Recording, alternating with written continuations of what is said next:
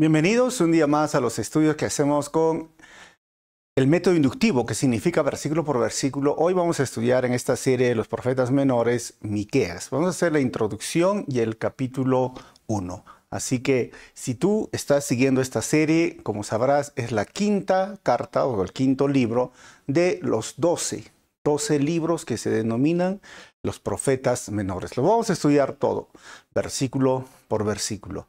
Y estamos en una etapa donde realmente vemos mucha similitud en lo que ve Miqueas y en lo que nosotros el día de hoy vemos. El juicio de Dios es inminente y el juicio de Dios puede parecer a la vista del ser humano despiadado, y en algunos casos algunas personas se victimizan y dirán que no es justo, pero la verdad que sí es justo, y la verdad es que el ser humano ha atentado contra la santidad de Dios, ha roto todos los mandamientos, ha desobedecido todos los mandamientos, y encima de eso se han creado dioses, ídolos en el tiempo de Israel y Judá, y la similitud del día de hoy es que sigue siendo lo mismo. El ser humano prefiere adorar a los ídolos que al único Dios verdadero. Así que vamos a leer, dice el versículo.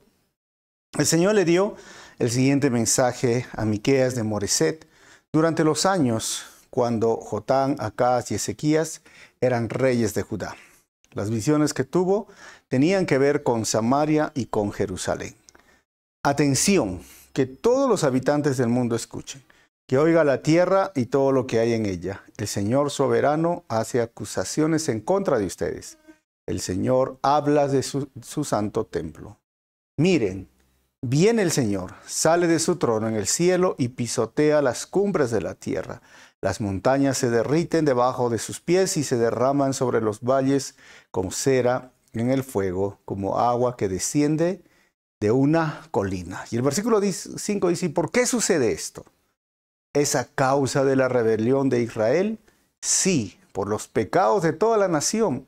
¿Quién es culpable de la rebelión de Israel? Samaria, su ciudad capital. ¿Y dónde está el centro de la idolatría en Judá? En Jerusalén, su capital. Así que vamos a orar y continuamos estudiando. Señor, te damos gracias por este momento. Gracias por tu palabra. Gracias por que cuando nos reunimos en tu nombre sabemos que tú estás presente en medio nuestro. Háblanos a través de este capítulo y habla a cada persona que escucha esta enseñanza. Usa mi vida para compartir tu palabra. Pido esto en tu nombre, amado Jesús. Amén. Bueno, bienvenidos. Como les dije, vamos a empezar la introducción del libro de Miqueas, capítulo 1. Esta es la serie de los profetas menores y el título sería El juicio a las capitales del reino.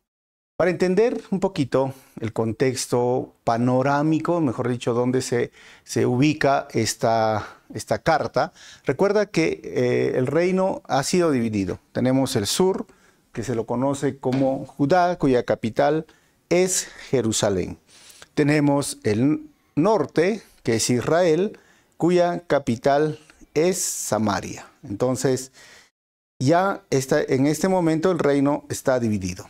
Continuamos entonces en este cuadro que, hablando de un panorama general, el año 931 se dividió el reino y desde ahí surgen para el norte profetas como Jonás, Amós y Oseas. Esos tres profetas ya tenemos los estudios versículo por versículo grabado en las listas de reproducción. El año 722 Asiria conquista a Israel, el reino del norte, con sus 10 tribus y desaparece del mapa, ¿no? Esto sucede en Segunda de Reyes y en Segunda de Crónicas, específicamente en el capítulo 17 de Segunda de Reyes. Ahora, para el sur, si tú estás viendo este estudio, tenemos a Abdías, tenemos a Joel y tenemos a Isaías y luego Miqueas. Continuamos con Nahum, Sofonías, Habacuc y Jeremías y terminamos con Lamentaciones. Todos esos son profetas para el sur. Ya hemos hecho estudios de Abdías, de Joel y de Miqueas. Ahora, de Isaías, Jeremías y Lamentaciones y Daniel y otros son los profetas mayores. Pronto vamos a hacer eso y están de color rojo para que podamos diferenciarlos. Hasta Lamentaciones, ¿por qué? Porque en el año 586 Judá, que son las dos tribus del sur, son tomados al cautiverio por 70 años por Babilonia y ahí se escriben dos cartas, Ezequiel y Daniel, que también son parte de los libros de los profetas mayores. Después sucede Esdras, que es un libro histórico que nos narra el retorno de los judíos, y surgen otros profetas, Ageo y Zacarías, y en medio de eso surge Esther, que es un libro histórico que narra cuando la reina Esther, recuerden, fue esposa de un rey persa, recuerdan esta historia, ¿no? Y luego tenemos a Nehemías, que es el último libro, y surge Malaquías. Así que todo eso, si tú estás viendo este estudio, todos los que están de color verde son los 12 profetas menores y los de rojo son los profetas mayores, y no son mayores por importancia, sino porque tienen más capítulos y versículos, y los menores tienen menos capítulos, solo por eso se lo conoce. Y ahí tenemos los 400 años después de silencio, ¿ok? Entonces, todo eso ya hemos ido viéndolo poco a poco, paso a paso, y ahí es donde nos ubicamos en el contexto del panorama general de la Biblia. No está normalmente de forma cronológica en la Biblia que nosotros tenemos. Si tú tienes una Biblia, no lo está. Por eso es que es importante tener este panorama del Antiguo Testamento, o la mitad del panorama, para ubicarnos. Yo tengo un estudio hablando de Job, que es el primer libro de todo el panorama general del Antiguo Testamento, pero ahora solo para ubicarnos, ¿no? Estamos ahí en ese contexto. Recuerda fechas muy importantes: 930, que se ha dividido el reino; 722, el norte ha sido tomado; 586, el sur va a ser conquistado por los babilónicos, y luego viene 400 años de silencio. Ahora, vamos a continuar con la introducción de este libro. Hacemos preguntas para entender la introducción. O mejor dicho, primera pregunta: ¿quién escribió el libro? Miqueas, obviamente, porque lleva su nombre. Pero ¿cuándo fue escrito? El periodo es entre el año 749 al 634 a.C. Tercera pregunta: ¿a quién fue escrito? Pues a Judá e Israel, a los dos. Cuarta pregunta: ¿cuál fue la razón principal por la cual se escribió este libro? Miren, la razón fue advertir al pueblo de Dios que el juicio se acerca, y a la vez ofrecer el perdón a todos los que se arrepienten. Sexta pregunta: ¿de dónde fue escrito? Hermanos, no se sabe. Séptimo: ¿qué género de literatura es el libro? Pues es profético, panorámico. ¿Por qué? Porque es como un telescopio, porque va a apuntar, ¿saben hasta dónde? Hasta Belén. Miqueas 5:2. Recuerden, tú, Belén, Efrata, de ti nacerá el Salvador. Entonces vamos a verlo eso en su momento. Octava pregunta: ¿cuál es la idea principal del libro? Miren, la idea principal es, primeramente, la amenaza de juicio divino por romper el pacto con Dios. Segundo, el Dios de justicia y misericordia, que defiende la causa de los pobres, requiere que su pueblo haga lo mismo. Esa es la idea principal, requiere que haga lo mismo. Y luego del juicio, Dios restaurará a Jerusalén mediante el rey davídico prometido a todas las naciones. ¿Okay? Entonces, esa es la idea que vamos a ver. Y está en relación con la siguiente pregunta: ¿qué temas encontramos en el libro? Primero, juicio contra los opresores. ¿Por qué? Porque Miqueas predijo que Dios juzgaría, hay un versículo, los pecados de toda la nación. Segundo tema es la restauración.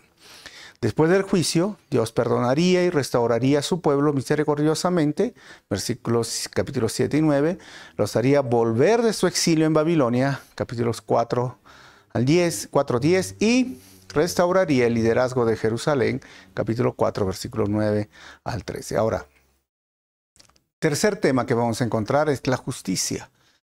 La justicia, porque Miqueas va a responder algunas preguntas del pueblo, y la respuesta que se encuentra en el capítulo 6, versículo 8, que es lo que tiene que hacer el pueblo, es que hagas lo que es correcto, que ames la compasión y que camines humildemente con tu Dios. O sea, es por Israel que no había podido cumplir con esta expectativa divina, y la nación sufriría las terribles consecuencias, hermanos. Ahora, décima pregunta: ¿cuál es el trasfondo histórico del libro?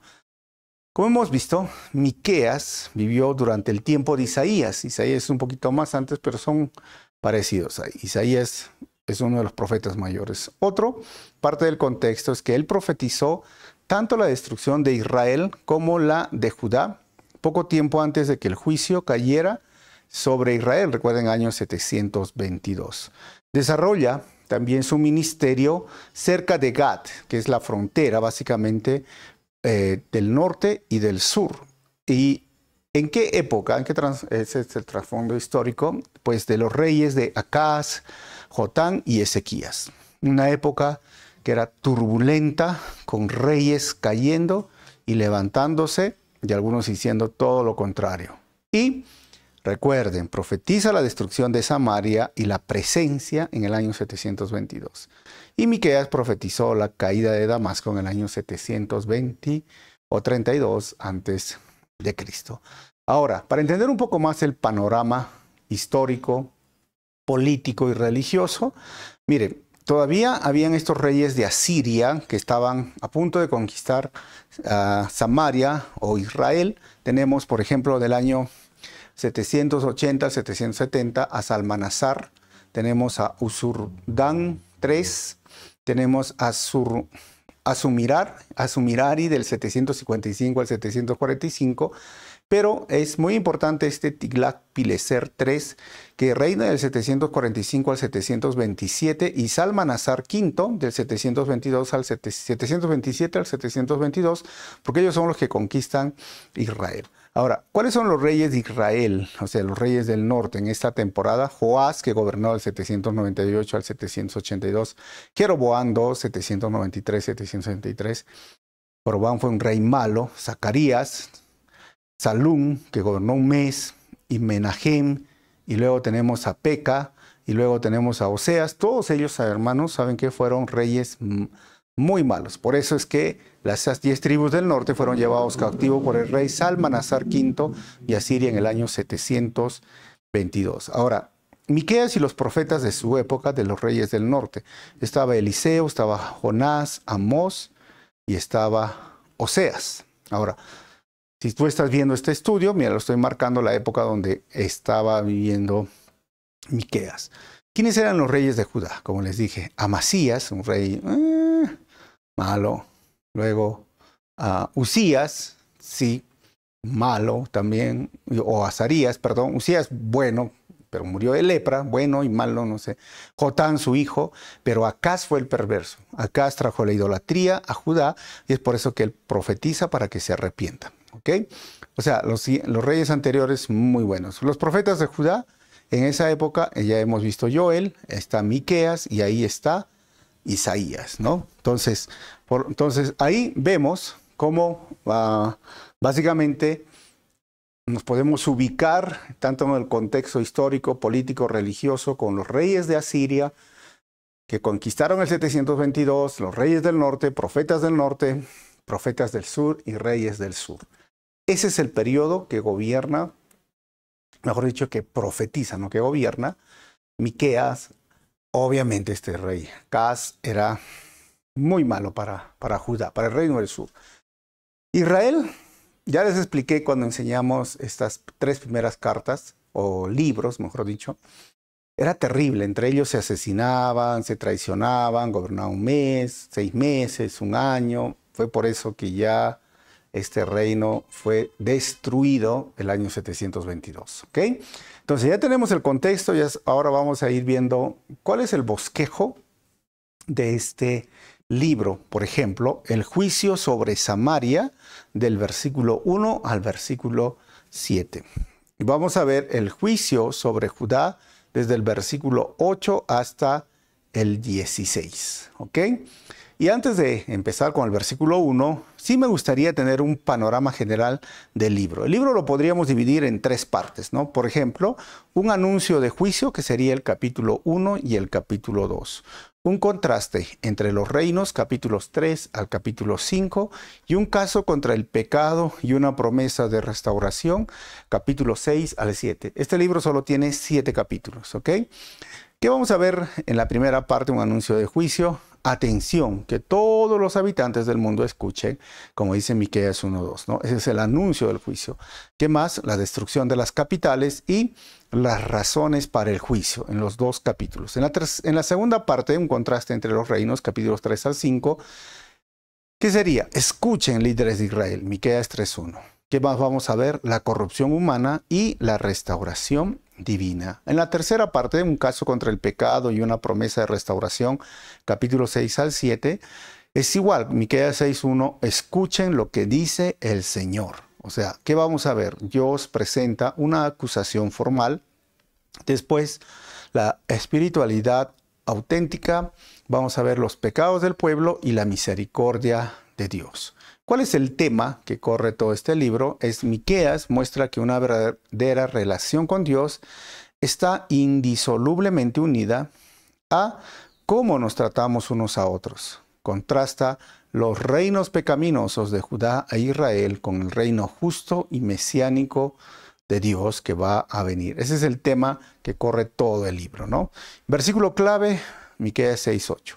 ¿Cómo vemos a Cristo en Miqueas? Obviamente, en el nacimiento de Jesús en Belén, que predice Miqueas, capítulo 5, versículo 2, y su reino justo sobre la tierra se describe en Miqueas 2, del 12 al 13, Miqueas 4, del 1 al 8, y Miqueas 5, versículo 4 hasta el 5. Entonces, este es el panorama general de lo que estamos viendo ahora de la carta, o de este libro, siempre digo carta, las cartas son las epístolas, del libro profético, y vamos a ir estudiando capítulo por capítulo, versículo por versículo, y vamos a tomar en cuenta también este panorama para entender básicamente de qué se trata Miqueas, ¿ok? Creo que ya lo hemos hecho a grandes rasgos, y ahora sí, vamos a ver con la primera parte del bosquejo, capítulo 1, versículo 1, el juicio sobre Samaria, la introducción del juicio sobre Samaria. Versículo 1 dice,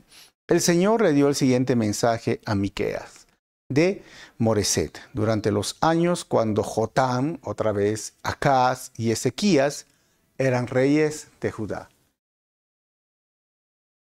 Las visiones que tuvo tenían que ver con Samaria y Jerusalén. ¿Okay? Samaria y Jerusalén. Samaria, capital del norte, Jerusalén, capital del sur. ¿Quién era Miqueas? Miren, su nombre es acortado de la forma de Micaías, ¿no? Que está en Jueces 17:1 al 4 y 1 Reyes 22:13, y que significa ¿quién es como Jehová? Ese es el profeta que estaba ahora. Los reinos, si tú estás viendo esto, es el color azul, es el reino del norte, su capital Samaria, color mostaza o amarillo oscuro, es Jerusalén, mejor dicho, la capital, y el reino es el sur o Judá. Los reyes que mencionan, Jotam, un rey bueno en su medida, nunca entró al templo porque su padre Usías murió con lepra, pero su siguiente predecesor, Acaz, sí era terrible, fue en ese momento. Y Ezequías sí fue un rey bueno, que escucharon, obviamente, el llamado de atención de Miqueas. Ahora, segunda parte, versículo 2 al 5, el culpable por el juicio sobre Samaria. ¿Quién es el culpable? Versículo 2 dice, atención, que todos los habitantes del mundo escuchen, que oiga la tierra y todo lo que hay en ella. El Señor soberano hace acusaciones en contra de ustedes. El Señor habla desde su santo templo. Versículo 3. Miren, viene el Señor, sale de su trono en el cielo y pisotea las cumbres de la tierra. Versículo 4.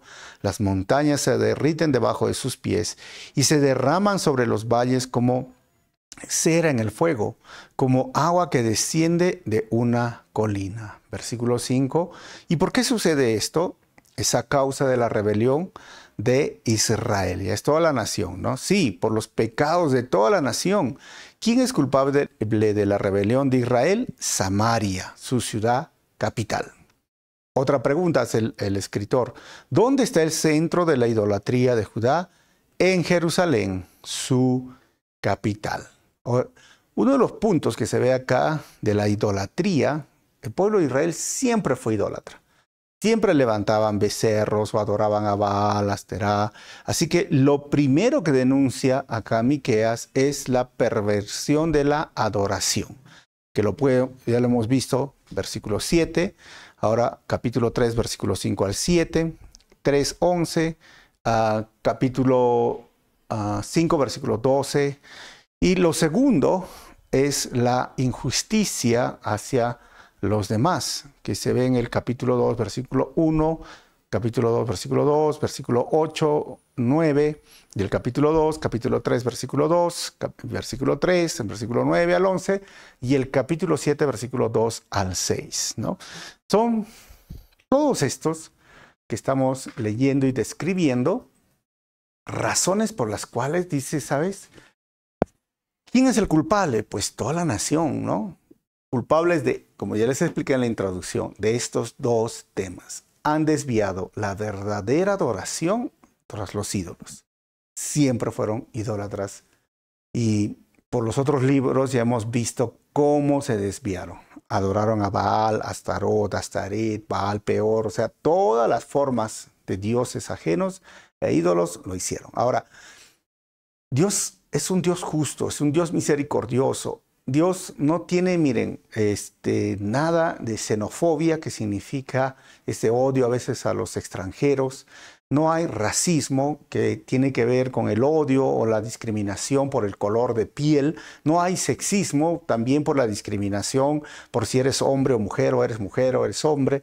No existe para Dios. Pero el pueblo de Israel actuaba de esta forma y menospreciaba a su prójimo, al extranjero, y a los pobres los menospreciaba y los trataba mal.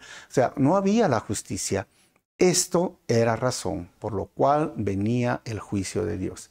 Y si miramos nuestro mundo, hermanos, todos el día de hoy, miramos no solamente en países de América Latina, en África, o en Asia, o en Europa, o en el norte de América, ¿sabes? En todo lugar.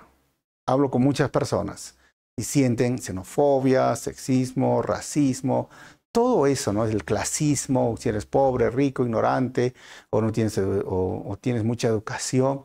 La iglesia no debe actuar así. Como cristianos no debemos de ser así. Pero como les dije, el mundo actúa así. Y no solamente eso, sino que la justicia se compra, se vende. La corrupción en Latinoamérica ha subido a grados tan altos que nosotros miramos, y si vendría el juicio de Dios, como va a venir ahí porque se van a derretir, dice las montañas, como si fuese, ¿no?, el hielo. O sea, el juicio va a venir. Si vendría, hermanos, no sería injusto, sino que el país, el Perú, el mundo recibiría simplemente lo que merece. Pero por la iglesia, Pedro nos dice, 2 de Pedro capítulo, o 1 de Pedro capítulo 4, versículos 17 y 18, dice, pues ha llegado el tiempo del juicio y debe comenzar por la casa de Dios. Y si el juicio comienza con nosotros, qué terrible destino les espera a los que nunca obedecieron la buena noticia de Dios. Además, si los justos a duras penas se salvan, ¿qué será de los pecadores que viven sin Dios? O sea, vino un juicio para Israel y para Judá, para Samaria y para Jerusalén, sus capitales, y fue desastroso. Y vamos a ver más adelante esto. Ya hemos visto en otros libros cómo fue. Pero imagínate, Pedro dice que comience por la iglesia. Por eso es que mencionaba, en la iglesia no debe haber esto. Es triste cuando hay en la iglesia. Obviamente, he escuchado testimonios de personas que en otras iglesias existe esto. Yo honestamente lucho bastante y deseo hacerlo mejor, vivir en la iglesia aquí en Calvary sin clasismo, sin xenofobia, sin sexismo. Esto siempre lo voy a enseñar. Nosotros todos somos iguales ante Dios. Yo no valgo más que una mujer más que yo no valgo más porque soy pastor o que una oveja, no sé, son roles. Tampoco es no recibo a los extranjeros, los recibimos, somos hospitalarios.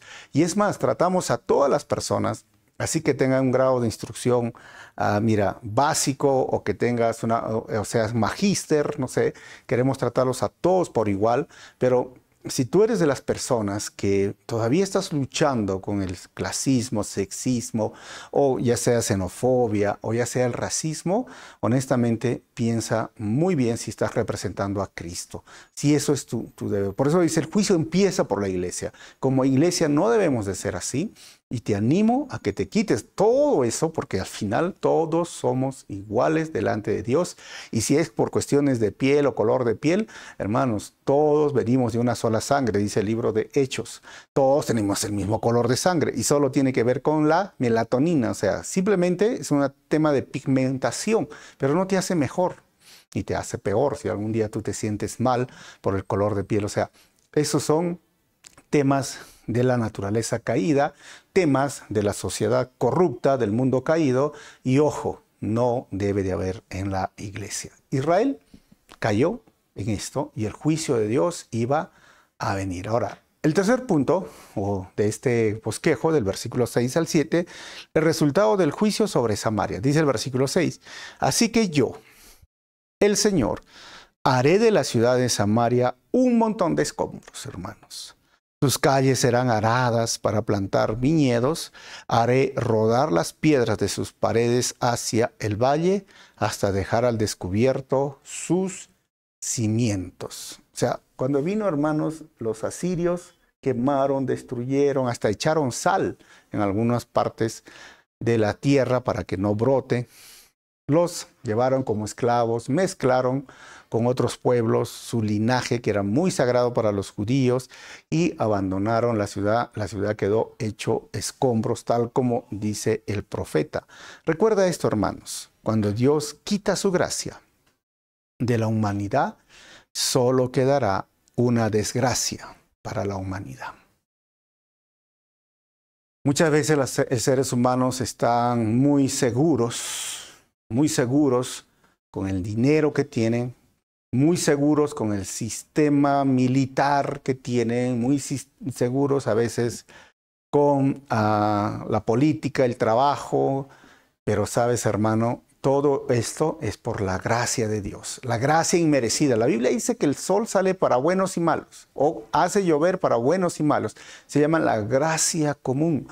Dios, en su gracia, nos da aliento de vida, nos da las fuerzas para hacer dinero, nos da la inteligencia para poder estudiar o tener una carrera o lograr éxito. Dios hace esto posible. Pero mira, una pandemia que sucedió y simplemente nos quitó el poder respirar. Y el oxígeno costó miles y miles de dólares, hermanos, ¿sabes? Nos demostró que el aire que respiramos nadie paga ahora, pero Dios lo hace posible. Y cuando Dios quita su gracia, como el aire, que no cuesta, pero Él lo hace posible, lo único que le queda al ser humano es una desgracia. Y esto es lo que le llegó a Israel, una desgracia. Su ciudad, su poderío, su dinero, su falsa seguridad, porque eso es lo que muchos tienen hoy, ¿sabes? Todo se cayó. La mejor seguridad para el ser humano, el mayor éxito que un ser humano puede tener, ¿sabes qué es? A Cristo como su Señor y Salvador. El perdón y la misericordia de Dios, de un pecador que ha sido salvado y rescatado de su vana manera de vivir, eso es tener éxito en la vida. Porque todo lo que vivimos aquí es pasajero, hermanos. Todos un día vamos a ir a un cementerio, nos van a llevar en un cajón, o algunos quieren ser incinerados, y nada de los que has luchado o esforzado por este mundo, te lo vas a llevar. Y no te estoy diciendo ahora, oye, no luches, no te esfuerces por el mundo. No te estoy diciendo eso, sino que no pongas como tu prioridad, que no te olvides de Dios por conseguir algunas cosas materiales, sino ponga a Dios en primer lugar. Y la Biblia dice, todo lo demás será añadido. Todo lo demás será parte de lo que Dios quiere darte. Pero como te dije, muchas personas se olvidan hoy y una falsa seguridad surge como surgió en Samaria y esto quedó escombros. Escombros, hermanos. Ahora, el siguiente versículo nos muestra, versículo 7 dice, todas sus imágenes talladas serán aplastados, todos sus tesoros, o sea, había dinero, plata, hermanos, serán quemados. Estas cosas fueron compradas con dinero ganado por su prostitución, pero ahora serán arrebatadas para pagar prostitutas en otro lugar. Miren, fue interesante, ¿no?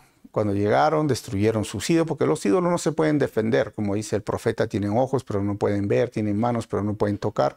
Así que los destruyeron, incendiaron la ciudad. Y ese dinero mal habido terminó en otro mal camino. O sea, lo que nos enseña es que el dinero mal ganado siempre será dinero desperdiciado. Esto es una larga y larga historia. A mí me gusta ver series, películas de la vida real. Por ejemplo, hablando de los narcotraficantes, ¿no? Tenemos a Escobar, al Chapo en nuestra historia. Tanto dinero mal ganado, dinero sucio, dinero corrupto, dinero lleno de sangre. Y el día de hoy, dinero desperdiciado. Caen por la policía, sus bienes son confiscados, los dan a otro.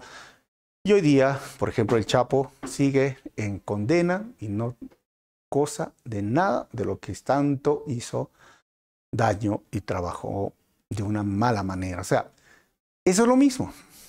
El dinero, hermanos, debe ser bien ganado, con trabajo, con esfuerzo, no robando, manipulando, haciendo cosas deshonestas. Pero ellos lo hicieron de forma deshonesta, lo hicieron mal ganado y mira, dice, ¿sabes qué? Va a seguir haciendo daño, va a seguir sirviendo desperdiciado. Ahora, vamos a ver lo siguiente, o sea, la parte 2, el juicio sobre Judá. El lamento por el juicio sobre Judá, versículo 8. Por lo tanto, dice, lloraré y me lamentaré.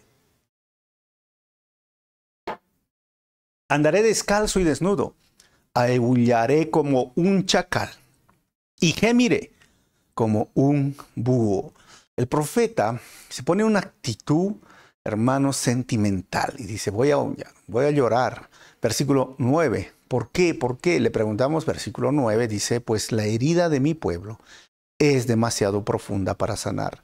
Ha llegado hasta Judá, aún hasta las puertas de Jerusalén. ¿Y a qué se refería, hermanos? La idolatría de Israel, la idolatría de esos becerros de Jeroboam I, Jeroboam II y todo, llegó hasta el templo. Si tú estás viendo esto, hermano, esta es una imagen del templo y lo voy a marcar que tenían estatuas, ídolos de Baal adorando en el templo. O sea, realmente el profeta se conmueve.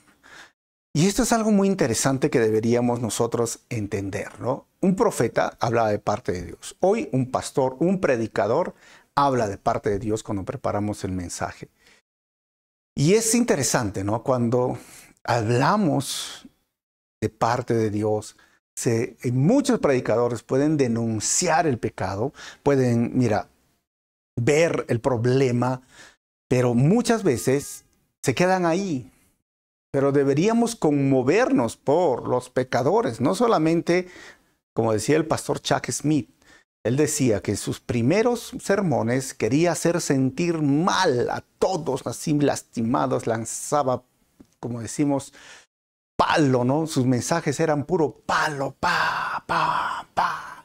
Y la gente salía así, él se sentía cuanto más así, paleados, no sé, no golpeados, salían las personas, él decía, sí, hablé de parte de Dios. Pero era mucho más que eso. El profeta acá nos enseña cómo conmovernos, cómo no solamente en el mensaje decir que está mal, sino cómo debemos hacer las cosas bien.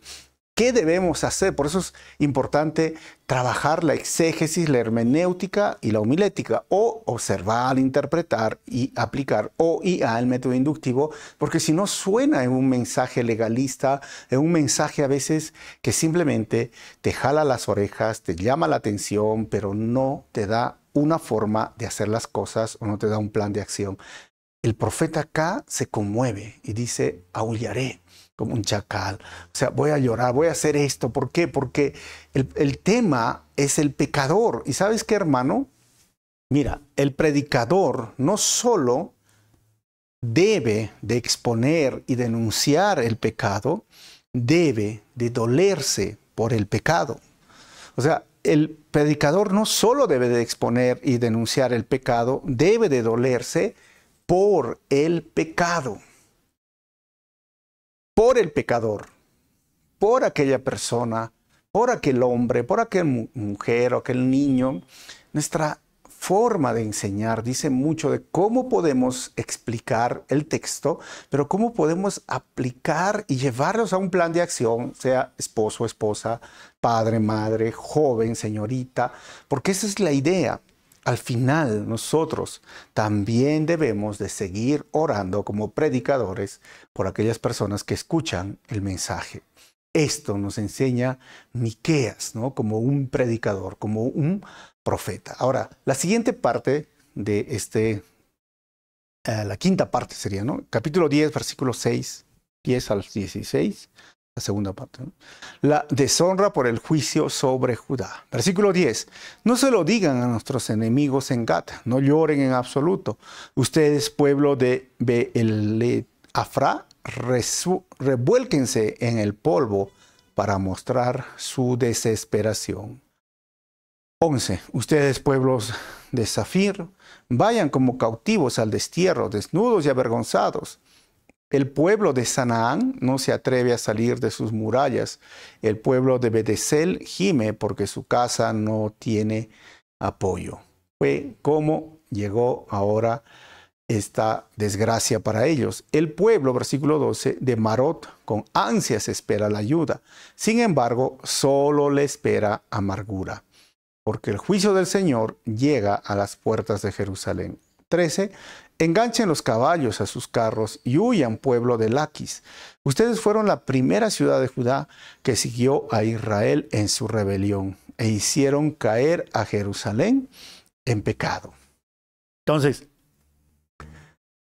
lo he remarcado, si estás viendo estos textos, porque habla en un tipo de juego de palabras en el hebreo, como decir, mira, tú no sales de tus murallas porque no tienes murallas, tú sientes amargura porque tu ciudad se llama amargura y vas a sentir amargura. Ustedes fueron la primera. Ahí habla todo esto, ¿sabes por qué? Porque narra las ciudades que poco a poco fueron conquistando, especialmente, ya sea en el norte, pero ahora fijándose en el sur, cómo las fueron conquistando estos enemigos. Y ahora esto es lo que tenían que enfrentar. Pero es interesante que estas ciudades, algunos agarraban, como dice ustedes, son culpables porque, ¿sabes?, han hecho caer a Jerusalén.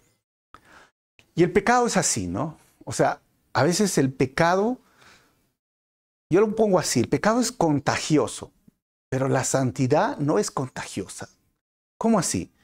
A veces en la iglesia tenemos un joven, una señorita, X persona, que quiere coquetear con el pecado. Tiene curiosidad, le gusta, y sabes, puede contagiar a otro joven a pecar, a hacer sus travesuras, al pecado. Y pueden contagiar a muchas personas. Y esto es contagioso, es como una gripe, ¿no? Contagia y rápido todos están infectados con el pecado. Pero lo curioso es que no puedes contagiar santidad.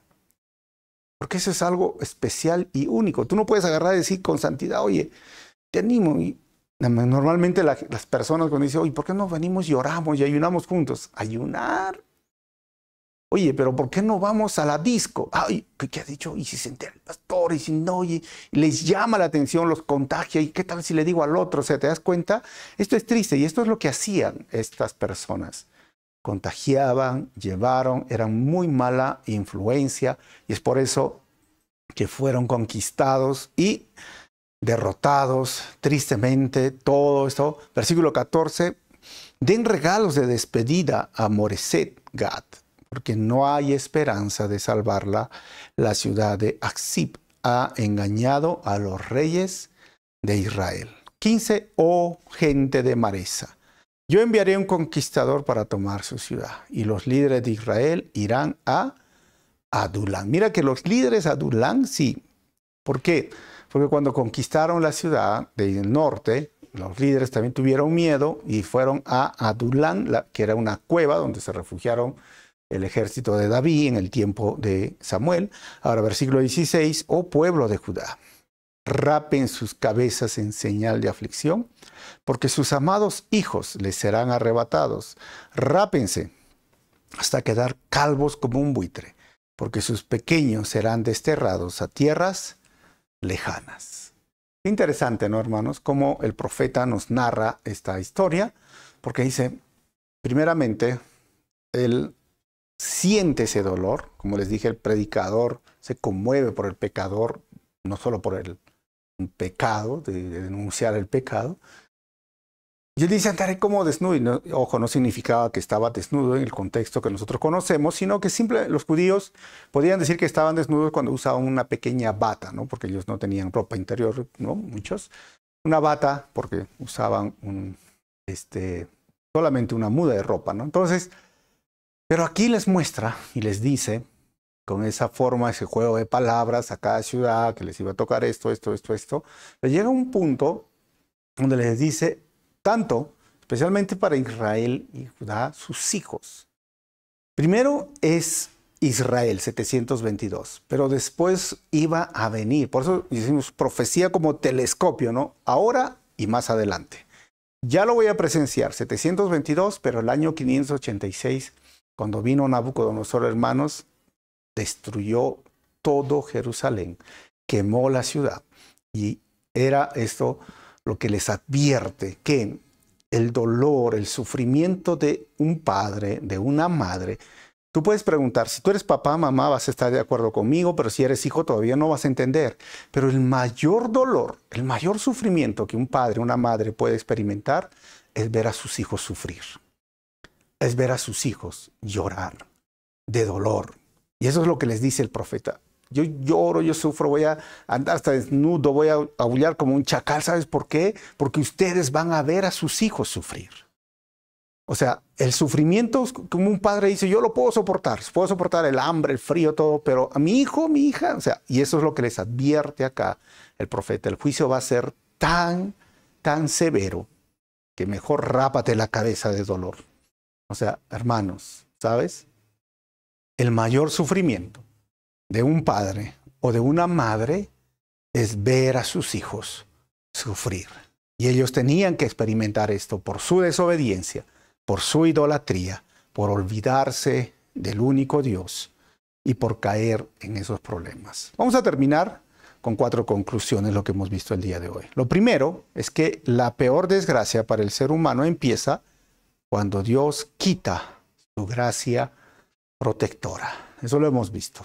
Número 2, lo que hemos visto es que el dinero sucio continuará ensuciando al final a los demás. Número 3, lo que hemos visto el día de hoy, el predicador no solo debe de indignarse por el pecado humano, también debe de dolerse por el humano. Y número 4, uno de los sufrimientos más grandes de un padre o madre es ver sufrir a sus hijos.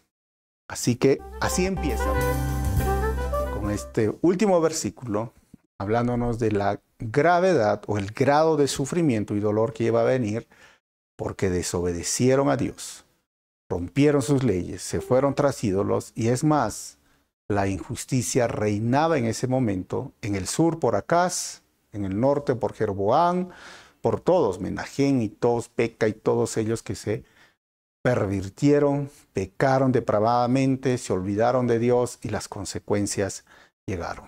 Hermanos, la Biblia claramente nos dice que no nos equivoquemos, ¿no? El que siembra para el mundo o para la carne, cosechará de la carne corrupción y dolor. Y aquel que se quiera constituir amigo del mundo se constituye enemigo de Dios. Muchas personas hoy sufren las consecuencias de sus malas decisiones y esas malas decisiones se llaman pecado. Así que no te pase a ti, hermanos. Acércate a Dios. Arrepiéntete, busca a Dios y terminemos con una oración de santificación. ¿Qué te parece? Vamos a orar. Señor, perdona nuestras ofensas, perdona nuestros pecados. Haznos ver, Señor, de forma clara qué tenemos que mejorar. Queremos pedirte una vez más que nos ayudes en nuestra vida espiritual, que limpies nuestro caminar. Perdona, Señor, muchas veces nuestra fragilidad de pensar lo malo, lo sucio, o de actuar a veces con nuestra naturaleza pecaminosa en nuestros malos deseos. Quiero pedirte, Señor, que nos ayudes cada día, como decía el salmista, examíname, oh Dios, y ve si en mi corazón, en mi mente, hay pecado, para rápidamente arrepentirnos, volvernos a ti y vivir en una santidad práctica. Muchísimas gracias por este libro y por todo lo que tú nos enseñas a través de este capítulo. Y de esto en tu nombre, amado Jesús. Amén. Mira, si el mensaje ha sido de bendición, no te olvides ponerle un like, comparte por tus redes sociales y la pregunta, ¿no? ¿Cuál de los primeros 10 puntos de la introducción te ha llamado la atención? Segundo, ¿qué piensas del mensaje para Israel y para Jerusalén? Y la última, ¿cuál de las conclusiones te ha llamado más la atención? Nos vemos en el próximo estudio.